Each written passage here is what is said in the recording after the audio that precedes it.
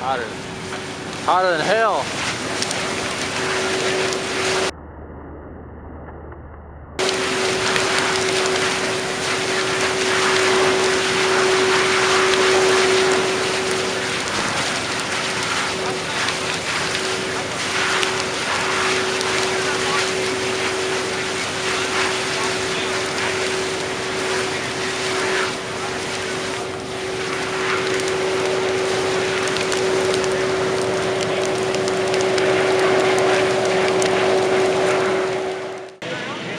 For another hour, and I'll stay with the machine until the flames disappear. Then I'll shut the machine and the fan off, and we'll let it cook overnight. Okay. And then once I come back in the morning, then we'll raise the box up, we'll fall off, and then quench the char and stuff. And then we'll have char.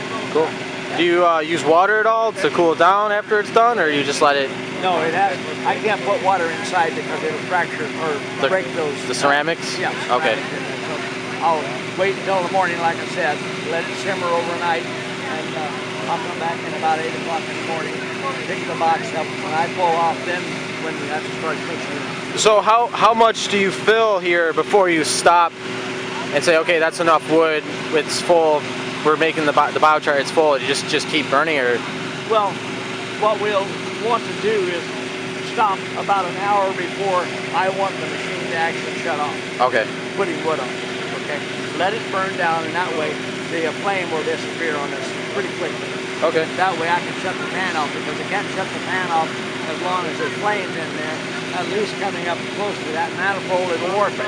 Oh, okay. It's hot enough in there, so you got to keep the air going until the flames drop down low enough that it won't interfere with that. Cool. Okay. And is there a capacity limit?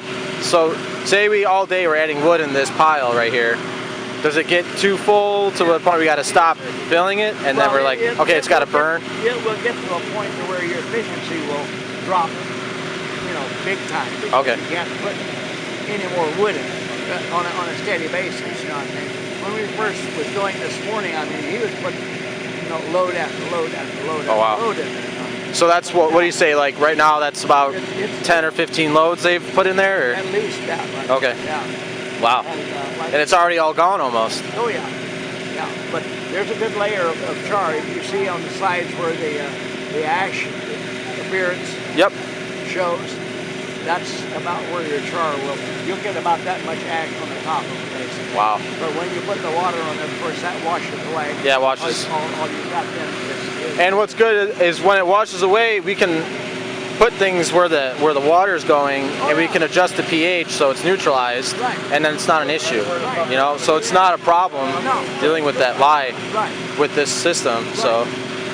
And that's a lot of people, they're kind of worried and concerned about all the ash and putting the water on and making the lye drain off into their, but I tell people all the time, you can amend that, it's not an issue, it's just a pH thing. But you'd be surprised, there's not that much ash that's going to be visible, you know what I mean? Right. It won't wash off, it won't run off. When I rinse the stuff there at home, there's no runoff on it. Wow. Okay. The ash, when you hit the top of it, the ash disappears, okay? And then from that point on, I just kind of spread it out, and there's no runoff. Nice. I don't put enough water on it to where water's going to run. Just enough to stop the reaction. Stop the burn. Okay.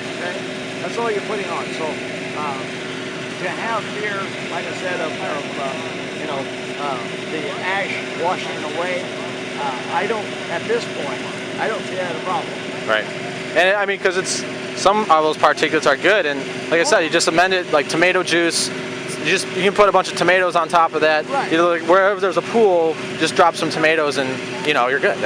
You're making really organic soil, and on top of that, so it's a win-win in my mind, in my eyes. No, absolutely. Cool. All right. Yeah. Thank you for your time. Yep.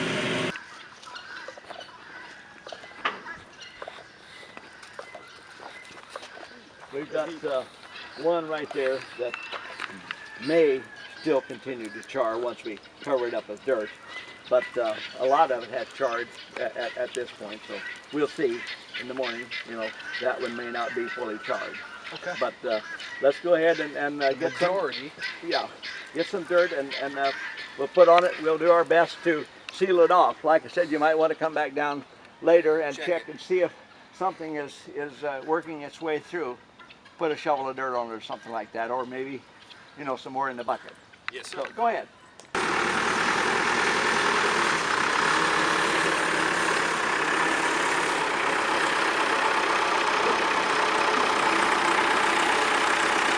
Can you come forward just a little bit? Okay.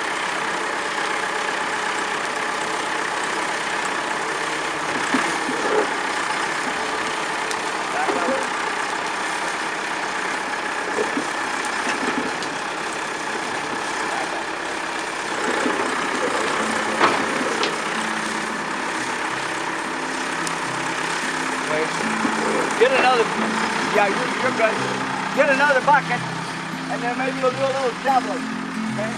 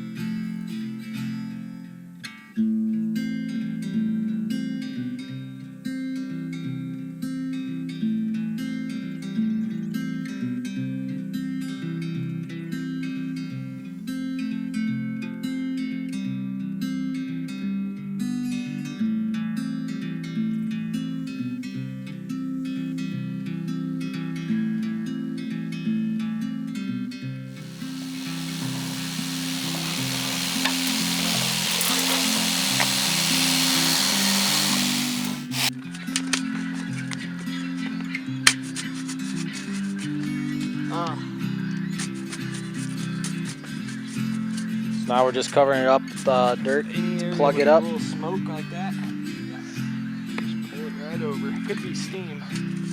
Some of it now with the wet dirt on it. Hear it over here. You can hear it? Crackling. Careful now, don't touch that Yeah. box Yeah, right there. pretty That good. thing is fine. You lose your fingerprints. Yeah. That's the hot box. Yeah. Well,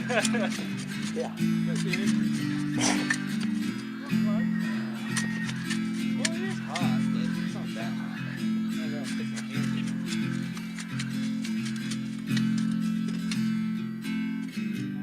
in. Basically, you'll Just have have pure a char. bed of char. Yeah. Okay. Theoretically. I'm ready. That's what I'm hoping for in the morning.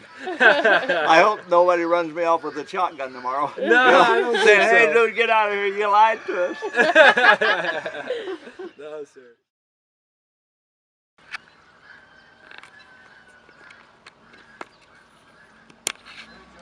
Good morning.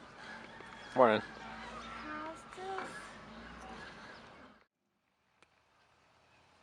Alright, we just lifted this little beast.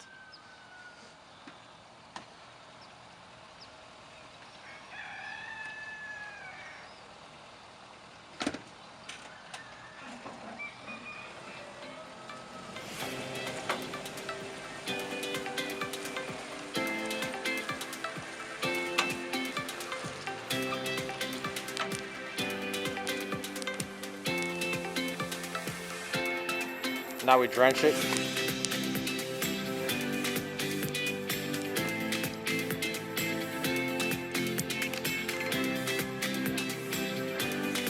Yeah, I think that's the next step.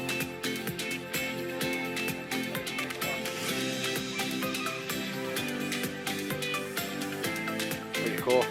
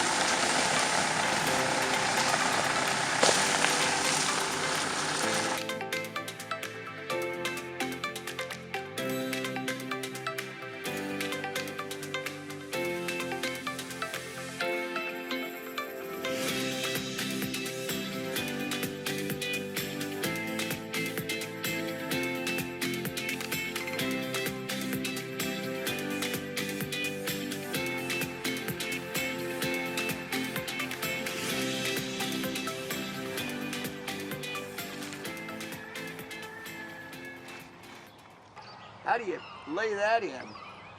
Just with Well- a belt without a spinner, probably, huh? Well, I was talking to your son here yesterday. Jethro? Yeah, Jethro. About using some kind of a chisel to incorporate it in To shank it in. shank it in, yeah. Did I not mention shanking it in? Oh no, that wasn't you. That was John Post. Yeah. Yeah, right. Because if you've already got your beds made. Yeah, you don't want to mess those up. I mean, you go along the side where the roots are going to be able to work their way into this and compost or whatever you're mixing with it.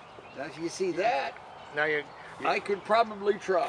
rule number one is when you put it in the soil, it needs to be inoculated with some kind of organic bugs or compost. Yeah, I've heard this. Yeah, if you've got manure or some compost, where we're looking at it right now I do is, have a feedlot. well, that's what I mean. If you've got the feedlot, you've got the access.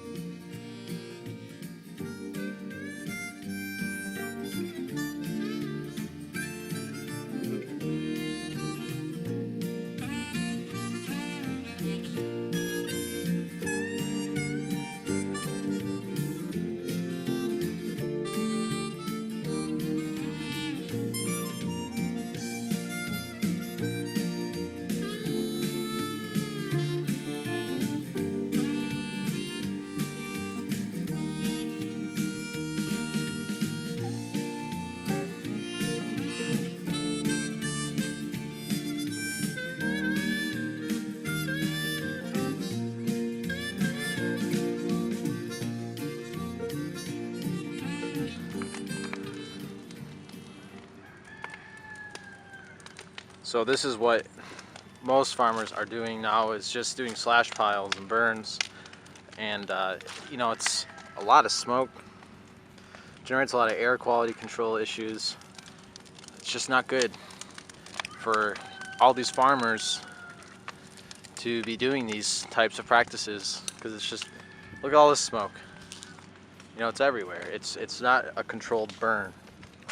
It's just out of control.